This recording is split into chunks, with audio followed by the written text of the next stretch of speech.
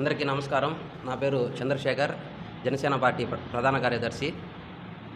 నేడు ఏప్రిల్ 23 హనుమాన్ జయంతి సందర్భంగా mega family ఆరాధ్య దైవం శ్రీ ఆంజనేయ స్వామి ఆశీస్సులతో పిఠాపురంలో నామినేషన్ దాఖలు చేయుటకు భారీ ర్యాలీతో అంగరంగ వైభవంగా జన సైనికులతో, వీర మహిళలతో, జనసేన నాయకులు, కార్యకర్తలతో పిఠాపురం దద్దరిల్లిపోతూ ఉంది. విజువల్స్ చూస్తుంటేనే మాకు కూడా ఆ ర్యాలీలో పార్టిసిపేట్ చేస్తే బాగున్నా అనే విధంగా ఆ విజువల్స్ ఉన్నాయి.